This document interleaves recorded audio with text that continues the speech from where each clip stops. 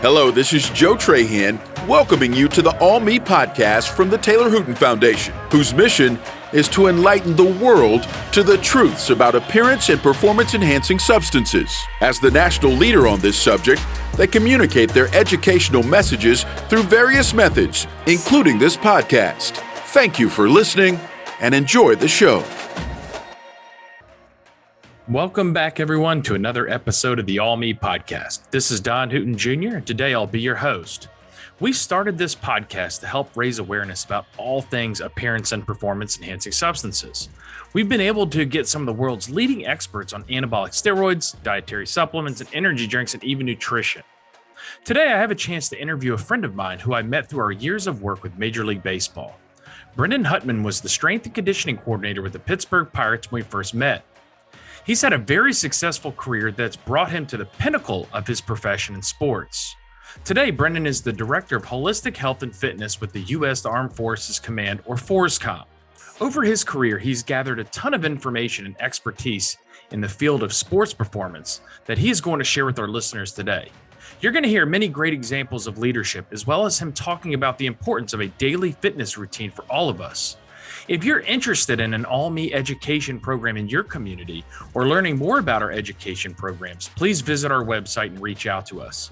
A big thank you to our partners at Gatorade for sponsoring this episode. Their support makes the All Me podcast a success and has helped us impact thousands of lives around the world. Now let's get to our interview with my good friend, Brendon Huttmann. All right, Brendon, welcome to the All Me podcast. How are you? Hey, good afternoon. Good to hear from you, Don. Looking forward to this. Me too. And we've known each other for a long time. In fact, I believe we first met when you were with the Pittsburgh Pirates and the president of the Professional Baseball Strength and Conditioning Coaches Society. And you've had quite an interesting and very successful career path that has led you to your current position with the U.S. Army. And I want to talk about that career path and really what you attribute your success to in each of your roles. And let's start on the Major League Baseball side, because I know, becoming a part of a Major League Baseball team in any capacity isn't an easy thing to do. How did you end up getting connected with the Cleveland Indians, now the Cleveland Guardians? Yeah, so, my path starts really way before that, and that has to do with when I was a kid playing baseball. One of three goals that I had was to make it to the major leagues as a baseball player. And really my path to the major leagues began there.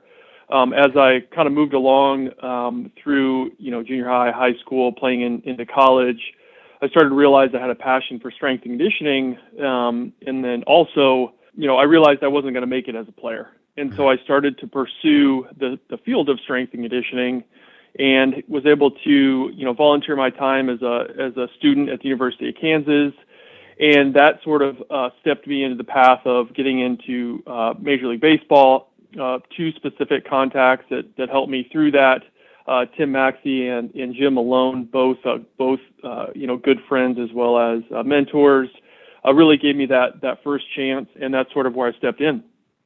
Okay, yeah, I remember when Tim was with the Cleveland Indians. He was one of the first guys I met in Major League Baseball following the 2005 congressional hearings, when Major League Baseball became a sponsor, and we began working and doing some of the play programs, working with kids in the stadiums, and which ultimately led to our paths crossing. And I know there's a big difference when working in the major leagues between, spending time in the minor leagues, which is where we all have to earn our stripes, to working up to a big league club. What was it like for you working in the minor leagues, and what were your job responsibilities when you first got going? A lot different path. I don't know that any level that one works at is any better than the other. I think that they all provide different resources, different challenges, but yet same commitment, and that's being all in. I really like when I got into the minor leagues as a strength coach. It was a dream come true for me. I was able to travel around at the cost of someone else's expense and see the entire country, as well as little things like there's gum and seeds everywhere, and able to enjoy being around a game that's given a lot back to me. But really roles and responsibilities. You're warming the team up. You're coordinating running and lifting programs. You're working with the field coaches to discuss players and their developmental goals. You're learning how to manage your time, traveling around the country on a bus, packing, unpacking. So really there's a lot there. And I think, it's really difficult to just go through that travel and be able to tolerate the travel in the minor leagues and even all the way to the big leagues. The next layer to that is it's tough to do that and be fit. And then the third layer is it's tough to do those first two and then try to be best in the world. Mm-hmm. So it's really difficult to pull those three together. But I think most all coaches would probably agree that, having all three of those is very valuable to making sure you're helping players, reach their goals. Yeah. And one of the things too is, mentioning, sort of your background and how you got there is just all the time that you spend and all the different things that you've learned along the way and the different job responsibilities. It really takes a special person to do that. And it's not, where you start visiting with these young people, whether they're in middle school and high school, and we've done programs even together with this age group.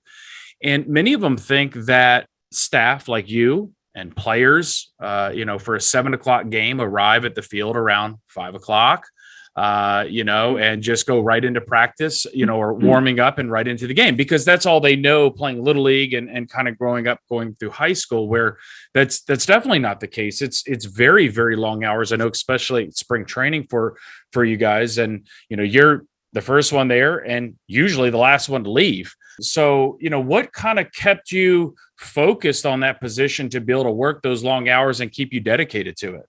Yeah, I think it's just really a passion for the space. Really, you have to really love baseball to be around it that much. You have to really love the people that you're working with. And you have to be committed to working towards, you're really putting yourself second and trying to help these athletes and the staff, kind of reach that common goal.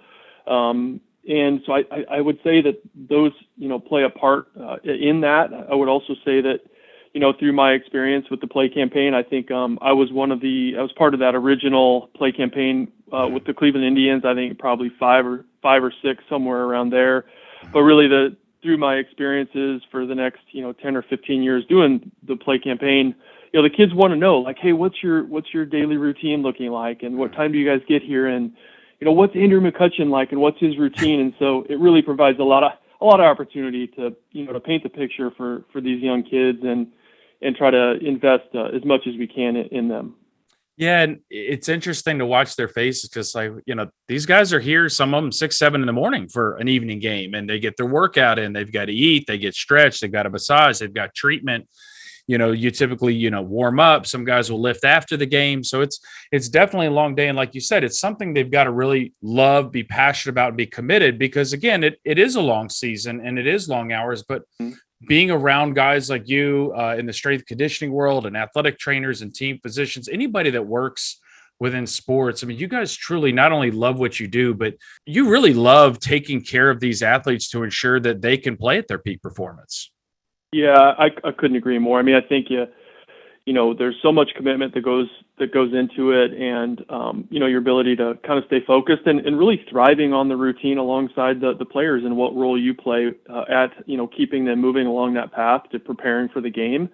And so I think you have to be able to thrive on both consistency, but also adjusting quickly and well to when things are given to you, right? So when factors out of your control happen, you have to, make that decision at that point. You either looking backwards or you're looking forward into what's next. And I think that that's a reflection on life, really, as you're dealt certain cards in your life. I think you got two ways to look at it. You can either look backwards and find reasons why it doesn't sound like a good idea, or you can look forward and really put your sights on what's next, and really, drawing out the next best path for yourself or the people that you're helping.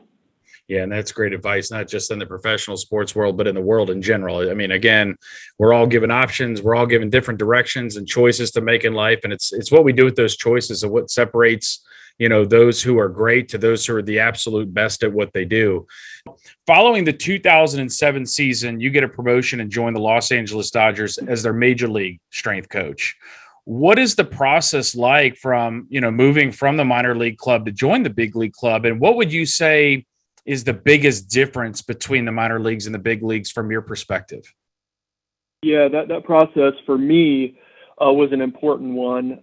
And the reason it was important because this was sort of checking that box on reaching a childhood dream of really, getting to the major leagues. And so my process was that I was a minor league coordinator with Cleveland. We were at the Fall Instructional League down in Florida. I get a phone call that Dodgers have interest in interviewing me for that position. I fly to LA probably within the next 1 or 2 days.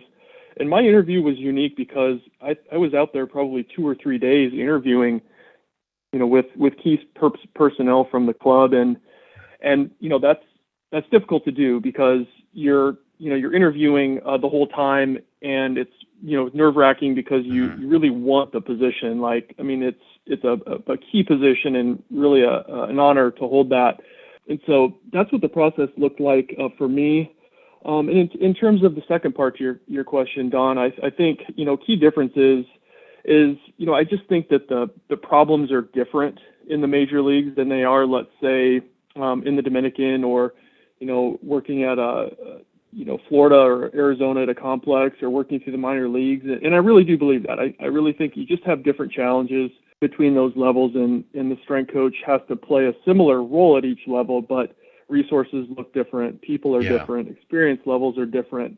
And again, it kind of goes back to your ability to kind of adjust left and right based on the information you have at the time. Okay. So you go from the Dodgers ultimately when you left in 2011, I think, and moved on with the Pittsburgh Pirates. And that's where I met you. Why does somebody in your role like that, and we'll talk specifically about you because we're interviewing you, but why do you change clubs? Why would somebody move from one team to another? Does it have to do with pay and benefits? Is it, hey, I want to be closer to home? Is it a combination of a bunch of things? It really is. And I think those two different clubs have different needs and also different resources. I think from my experience with the Dodgers at that time, which is different than now, was that, most of the resources were being spent on players in the major leagues. And I think a contrast to that, at that same time when myself and a couple of other staff members were hired over to the Pirates were a huge developmental organization. And at that time, what that meant is that they had huge resources to invest in player development. Strength and conditioning coaches work mainly in development. So what that meant was, when there was a tool or there was a process you wanted to start or some type of development plan, you really had, more opportunities to do that with the Pirates at that time than I felt like I had with the Dodgers. Now I had access to things with the Dodgers that I certainly didn't have with the Pirates. And so really, again, neither one I think is better or worse. I think that the opportunities are just different in each place, and it's your job to find them. And I'm really glad we're having this discussion because, being somebody like you who grew up loving baseball, watching baseball, playing baseball, you would just think that everybody has access to the same resources. Everybody does things the exact same way. And we know that's not the case. I know just from, working in baseball for the past 10 years or so, I mean, teams have different, like let's say on the medical staff, some have 8 or 9 people that are working on the medical staff while others have 3 or 4.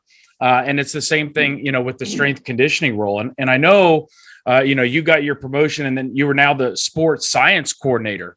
What's the difference between a strength conditioning coach and a sports science coordinator? And really, what does that job entail?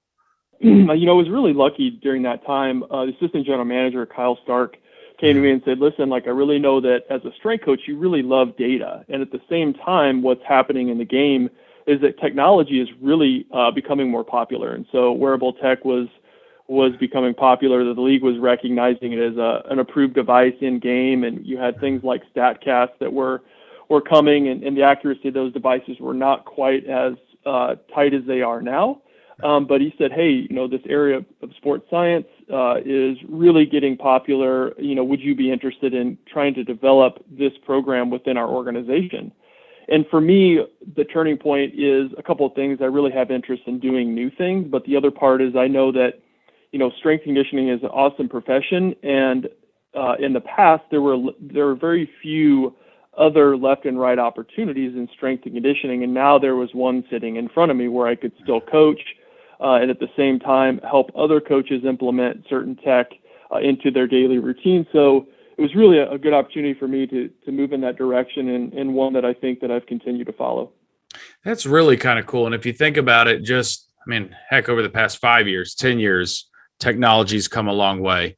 And it's really cool just to be in a position like that. I mean, just being in the right place at the right time to do something, one, that you're passionate about, but two, to kind of learn about how all this technologies work and then share that with your peers. And one of the things I've learned, Brendon, from working with guys like you, around the league is, a lot of people think, okay, let's say the Pirates and Mets have this big rivalry.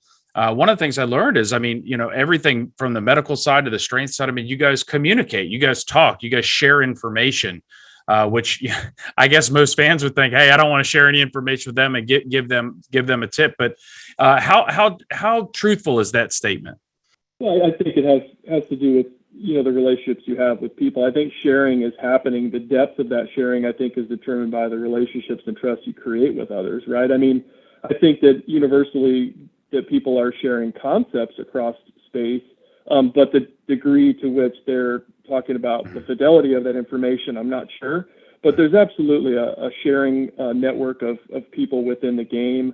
But yet at the same time, there's common respect for, this concept of competitive advantage, right? Like what you do makes you really successful, Don, and what I do, I think, makes me successful, right? And we each have that thing that you probably are keeping closer than not, at certain times. So certainly there is sharing across.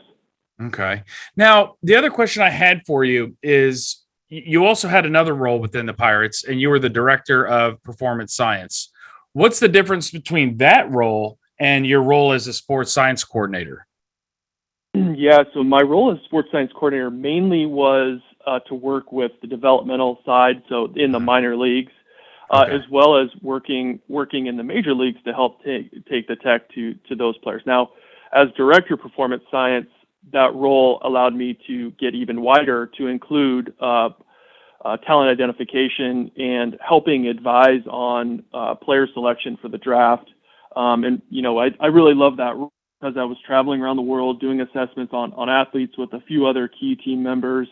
And I loved it because I love doing that work. I also really loved getting to know people on the road in places like the Dominican Republic, around the whole island, and even domestically from, LA and throughout the rest of the country. But really the big key difference has to do with the addition of talent identification, and then working with our analytics department to build out, modeling for things like body weight projections or somatotyping, which is describing the traits of the body, and even getting to things like, trying to, identify these types of body types, play these types of positions, and being able to just communicate that, not that that's, a 1 or a 0, but being able to describe how that might help or provide some assistance to clubs. Interesting. So, you were really on the front end of all of this cutting edge technology that players are using today. Yeah, I can't speak for sure whether that's true. I think what I've done, Don, is I've followed what I've really been interested in, and also I've had amazing people around me, from really key leaders to other friends and people. So this doesn't really have anything to do with me. I think it's a reflection of the support I've gotten from others. And just listening to you talk, you have a lot of leadership characteristics, just the way you say things and your perspective on things. And one of the things I'd like to do, Brendon, is, you're obviously been a leader in your space. You have a lot of expertise. You've made it to the top level of your profession. And there's a lot of young people out there that are listening that, as you know, especially if they want to get into baseball, any professional sport, it's such a minute amount of talented folks that ultimately can make it to the big league level. But there's many out there kind of like you and like what are some other ways, I might be around the sport or could help?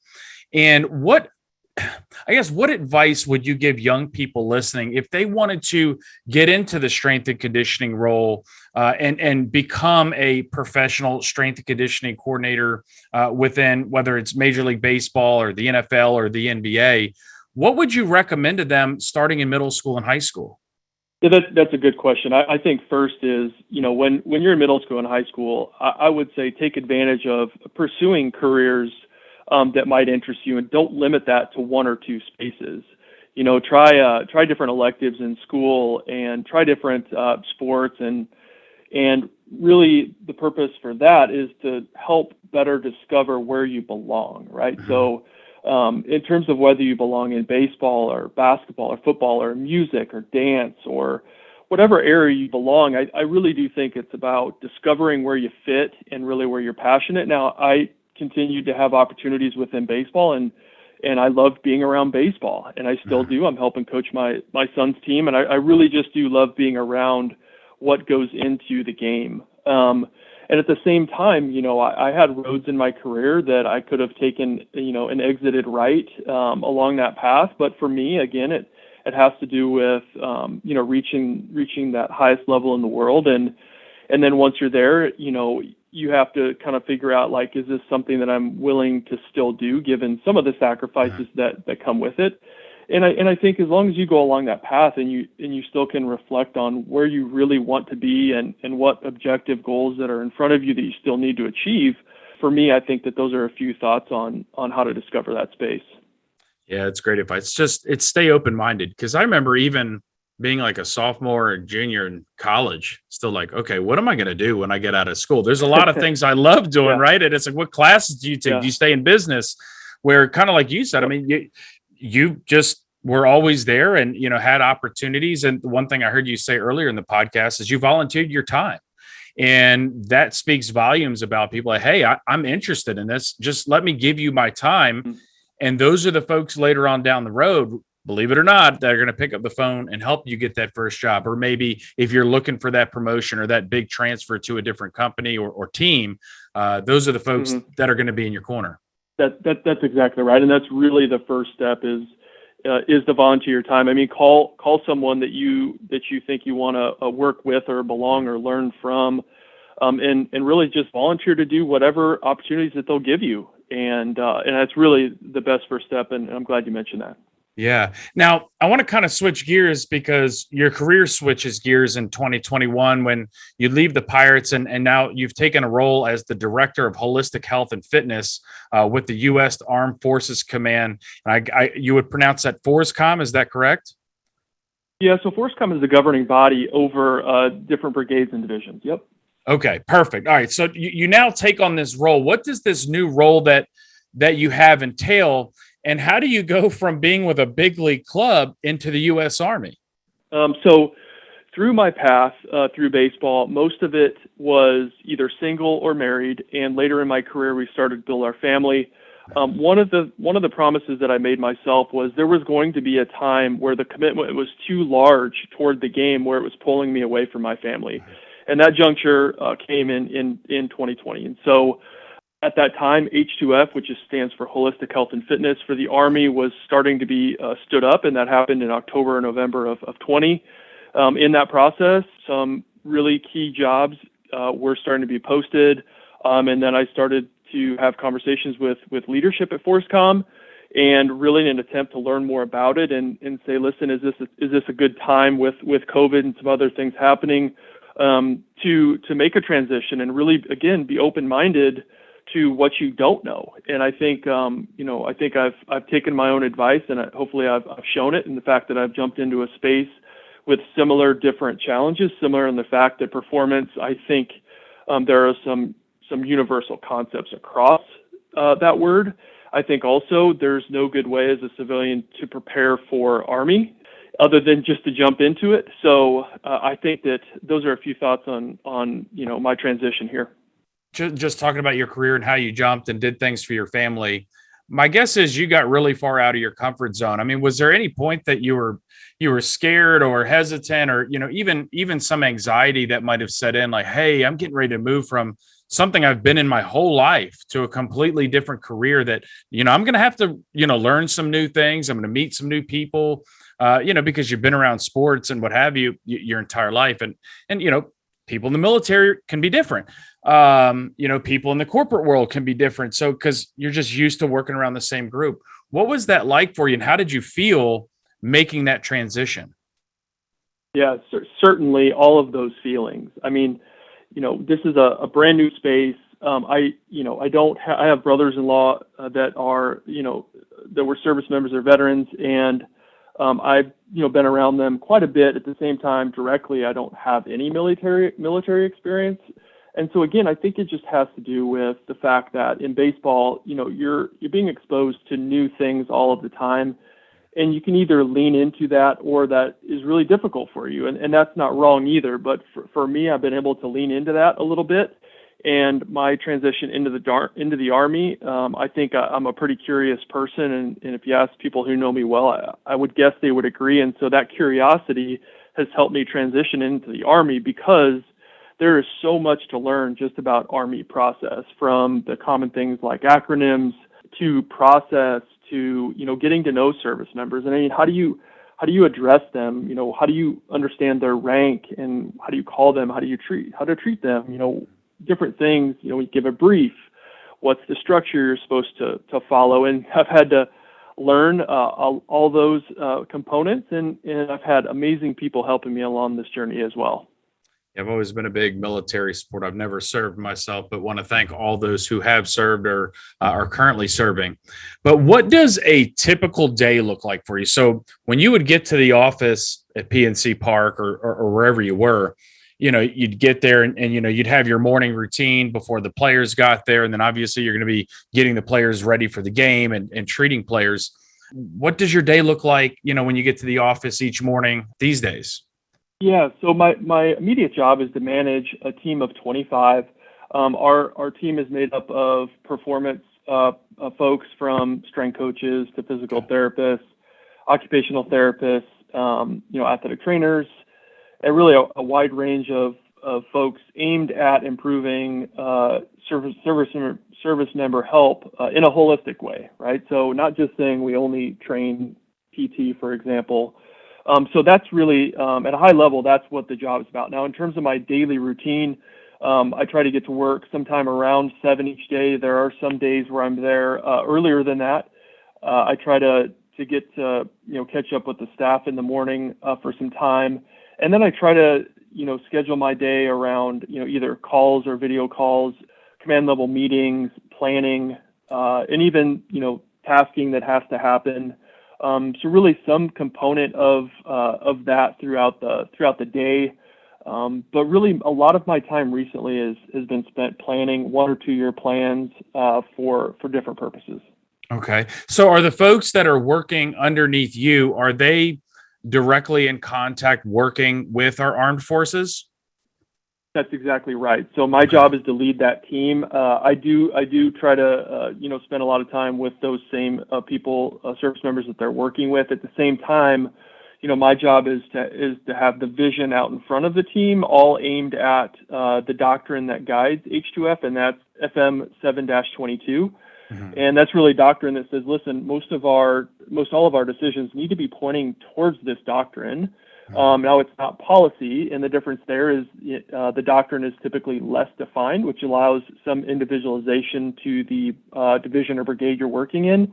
Mm. But as long as our decisions are steering towards what we're being asked to do, high confidence that we'll be okay and be doing good things. Interesting. Now, in this current role that you're in, I know when as a Major League Baseball strength coach, teams play 162 games in 180 days. Half those games are on the road. So that's right. A lot of travel. And I remember just when we first got into working with Major League Baseball and working with the teams, and you're talking with a strength coach or an athletic trainer, how are things going? It's like, it's kind of rough. I went to 2 cities this week, and they're kind of laughing, like, really 2 cities in a week? And yep. You're talking to somebody that travels all the time. In your new role, I mean, are you having to do any travel? Are you having to do any international travel, or is everything, pretty much staying at home in your office? Yeah, so I will have to do some travel. In fact, I made my first trip last week to another installation to visit our team, and honestly, that's some of the first business travel that I've had to do in quite some time. And I felt a lot of the same way that I did during my time in baseball, but that's, I'll travel probably, up to 5 times per year, but certainly not at the same level as Major League Baseball or other pro sport travel obligations. Okay. Now, I want to, as we wrap this up, Brendon, I want to just use what you've learned over your career because you've obtained a ton of knowledge. And, how can we transfer that to folks that are listening, as far as how do we train the human body, right? You've worked with everything from small budgets to extremely large budgets. And for some of those that are out there who are listening that don't have access to whether it's high level facilities, what type of exercise programs would you recommend to them to meet their physical goals? Yeah, so I have an opinion about, training, and there's kind of two scenarios. One is you can have a perfect program you never do, or you have an average or a decent program that you always do. And I think that the second will virtually always beat the first. So consistency is a key. I think sometimes people lose steam because of maybe perfection or keeping up with some standard that's unattainable. I sometimes recommend people lower their standards at the beginning and really think about it as shooting free throws. You just try to make as many as you can at the beginning, and when you miss one, you get the ball, get back on the line, and shoot it again. I think transitioning next is to what you eat, how well you sleep, and how much water you drink. And I think if you work off of those three spaces, whole foods, food first approach is always a good one, which you're going to get additional vitamins and minerals and antioxidants you weren't going to get from non-food. In terms of sleeping, my recommendation is try to get to bed within the same 1 hour period as much as you can. And the standard 8 hours typically is a good starting point for people. And in terms of what you drink, finally, that third category, I think if you're carrying around water with you and you're making a consistent effort to choose water over sodas and juices, I think it typically goes well. And again, I'm not a dietitian, but that's some advice that I've seen work well for others around me. So for the average person out there, they don't need to join the most expensive gym with the highest level of equipment on the market. I mean, they can start with the very basics as far as nutrition, water, and sleep. That's exactly right. And I think that probably is a more effective approach to just getting started and trying to ingrain habits that stick. So with just using the knowledge that you have, with some of our listeners that are out there, what advice could you give them when it comes to a strength and conditioning plan? Just what are some of the basic things? And I know you said consistency, and that's important no matter what we're doing, whether it's work, obviously eating, sleeping, it helps keep us on a schedule. But if somebody's out there, just they're looking to stay fit, they're looking to maybe lose some weight, they're looking to add a little bit of strength. What are some of just the basic advice that you could give them? Sure. So I think being active as a general approach is good, and that can come in a variety of ways. That can come with just holding yourself accountable to an hour's worth of activity every day, regardless of intensity. Like some days, if you're traveling a lot, maybe it's making phone calls while you're walking. Other days it might be, a 5-mile run. So I think fitness can look different every day, but I think fitness needs to look like something every day. Okay. I think that if you want to get a little more granular with things like strength training, Dan John has a really great structure for that. And he talks about push, pull, squat, hinge, lunge, and carry as your 6 categories. Mm-hmm. And I think you select movements from each of those 6 in a training session, and you typically be building a well-rounded program. In terms of conditioning, there's basically 3 energy systems that you can work from, something that's short, middle, and longer. And, that has to do with sprinting, running intervals, or running long, slow distance type training. And I think, vary your time in those different exercise models. And I think you'll find yourself in a good spot too. So hopefully some very general, but I think proven ways to approach fitness in that information. Okay, no, that's great advice. A lot of us out there are working to, improve our mental as well as, physical abilities. And we don't always have somebody like you to guide them. Out of curiosity, what are some of the mistakes that you see people making when it comes to their fitness plans? I think trying to make it too perfect. It's really difficult. It's like, if I go and compete and run, let's say, a 10-mile run or a 5-mile run. I mean, if I go out ahead of the pace I can sustain, it gets really discouraging. And finally, about a third of the way through it, you recognize I can't keep up. And so inevitably you have to stop, right? And so I think that analogy plays because I think people make it more difficult than it needs to be. My goal is to be fit for my lifetime. And so that means when I'm, 60 and my kids have kids, I want to be the person playing soccer in the backyard with my kids as long as, as long as I can. Right. So my goals are more longer term fitness, and so that's sort of the way I approach that. Yeah, it's interesting. I used to not really care about the hotels that I'd stay in. We don't have a big budget to stay wherever we want. But now that I'm looking on hotels.com or wherever I'm finding a budget hotel, I always make sure they have a fitness facility. So I can, if I've got to get up early, if I've got programs that I'm speaking at, like I just had last week, I'd get up at 5 a.m. I'd at least I try to get in at least 45 minutes of movement, whether it's lifting, walking, running, whatever the case might be. So that's great advice. So in closing, Brendon, just over the years, you've provided a tremendous amount of support to the Taylor Huttmann Foundation, and we just want to say thank you. And for the younger listeners that are out there who have dreams of helping others in the world of strength and conditioning, if you could give them one piece of advice, what would you give them? Well, that's tough. I think it includes three things. So I won't give you one, but I'll say three things that I think really matter. The first is if you're trying to achieve a high level, you have to be really, really good at what you do. And so you can't really skip getting to know the basics and battle testing whatever skill that you're getting after. Two is you have to have an exceptional mentor to guide you along that path. So you have to find someone that can be looking out in front and saying, move left, move right, work on this, do this. That's been through it. And then the third is, bottom line, is you have to have some luck on your side. Yeah. You really have to have things go your way. Opportunities have to come up at the right time. You have to deliver your message a certain way at the right time. Because people can get you, opportunities to talk to people, but the bottom line is you're responsible for talking to people and getting the job for yourself. And I really believe in those three things, and those have been an integral part. I've certainly had plenty of luck on my side along that path.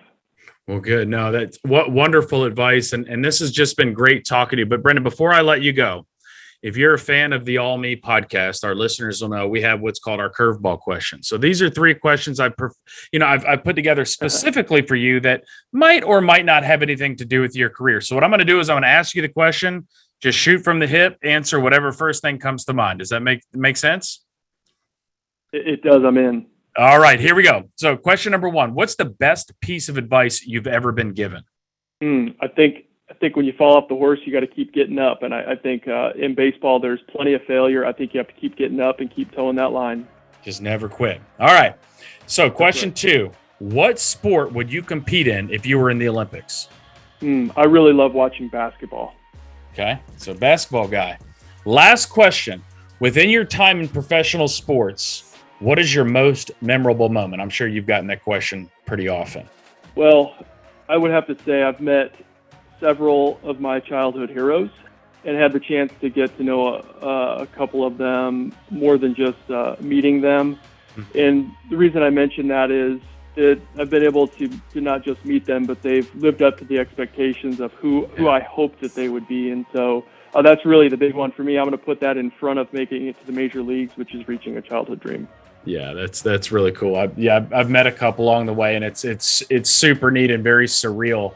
But Brendon, again, thank you so much for all you've done for the Taylor Huttmann Foundation and taking time out of your busy schedule today to join us on the All Me podcast. We really appreciate it. Yeah, absolutely. And before we go, I want to also thank yourself and the Taylor Huttmann Foundation for really the exceptional work that you're doing to invest in kids coming forward and making use of these professionals. To provide some education and guidance, and I want to thank you all again, and I appreciate you having me on today. Absolutely. Again, folks like you, they don't have access to all the time, and it's great to have this information. So we really appreciate it. I appreciate you saying that. Thank you. Well, that's it for today's show. Thanks for listening to the All Me podcast from the Taylor Huttmann Foundation, a nonprofit organization leading a national campaign to enlighten people to the truths about appearance and performance-enhancing substances and inspiring people to live and compete without the use of these substances. Please be sure to subscribe to our podcast and tune in to our next episode.